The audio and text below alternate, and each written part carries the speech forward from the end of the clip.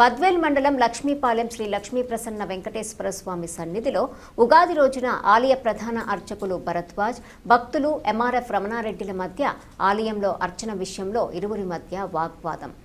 పూజారి భరద్వాజ్ ఫిర్యాదుతో Badvel urban police స్టేషన్లో కేసు నమోదు. దేవాదాయ శాఖ అధికారులు, లక్ష్మీపాలెం గ్రామ పెద్దలు, ఆలయ కమిటీ సభ్యులు కలిసి ఇరువురి మధ్య సమన్వయం. ఆలయంలో ఎంఆర్ఎఫ్ రమణారెడ్డిని ఆశీర్వదించిన ఆలయ ప్రధాన అర్చకుడు భరద్వాజ్.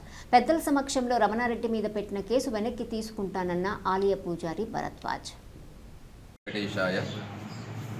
నిన్నటి రోజు జరిగినటువంటి వాగ్వాదానికి కానీ, ఉగాది పర్వదినాన భక్తుల మనోభావాలు దెబ్బతీయడానికి కానీ, ఇవన్నీ కూడా ఒకటి పని ఒత్తిడి వల్ల, పని భారం ఎక్కువ అవడం వల్ల, నేను ఒక్కడే ఇంత ఆలయంలో అర్చకుడిగా ఉండడం వల్ల, ఆ యొక్క నిద్రలేమి కారణంగా నేను ఒక మాట అని ఉండొచ్చు, అతను కూడా ఒక మాట అని ఉండొచ్చు. దానికి ఇద్దరు కూడా నేను అప్పుడే మర్చిపోయి అవన్నీ కూడా యథావిధి నా కార్యక్రమాలు నేను చేసుకుంటూ ఉన్నాను.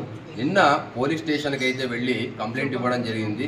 అది కూడా అతని మీద కేసు ఫైల్ చేయాలని మాత్రం కాదు, ఇరు వర్గాల మధ్య సమన్వయం చేకూర్చాలి. అతను ఏదో నేను అడిగినది అంతమందిలో నన్ను అవమానం చేశారు కాబట్టి చిన్న క్షమాపణ ఏదైతే వీలుంటుందో అది చెప్పించమన్నాను. తర్వాత కూడా అది కూడా వద్దనుకున్నాను. వాళ్ళని నేను అన్నాను, వారు నన్ను అన్నారు కాబట్టి ఆ క్షమాపణ కూడా రద్దు చేసుకున్నాను. నేను అది కూడా వద్దంటున్నాను. ఇప్పుడు ఆలయ సిబ్బంది, ఈవో గారు, ఎండోమెంట్ డిపార్ట్మెంట్ వారు, ఇన్స్పెక్టర్ గారు వీళ్ళందరూ కూడా పండుగ సందర్భంలో పని ఎక్కువగా ఉన్న సందర్భంలో ఎవరినైనా అడిషనల్గా ఒక వ్యక్తిని మీరు సహాయార్థం ఏర్పాటు చేసుకోండి, ఒకరిని కాకపోతే ఇద్దరిని, వారికి తగిన మూల్యాన్ని మేము ఇస్తాము, ఎక్కడ కూడా వచ్చినటువంటి భక్తులకు అసౌకర్యం కలగకూడదు అని వాళ్ళు చెప్పారు.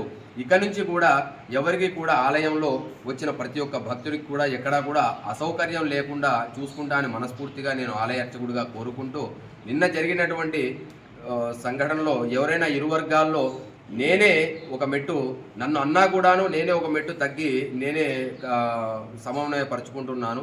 నాదే ఇదిగా ఆ కేసు కావాలంటే రిటర్న్ తీసుకొని నేను కేసు వాపస్ తీసుకోవడానికి కూడా నేను సంసిద్ధంగానే ఉన్నాను. అది అందరి సమక్షంలో కూడా నేను ఒప్పుకుంటాను.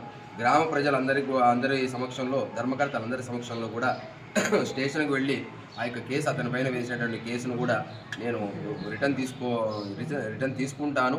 దీనికి ఎవరి మనోభావాలైనా కూడా దెబ్బతిని ఉంటే దయచేసి నా తప్పుగానే నేనే అందరినీ క్షమాపణ అడుగుతున్నాను. వాళ్ళు అడగడం కాదు, నేనే అడుగుతున్నాను.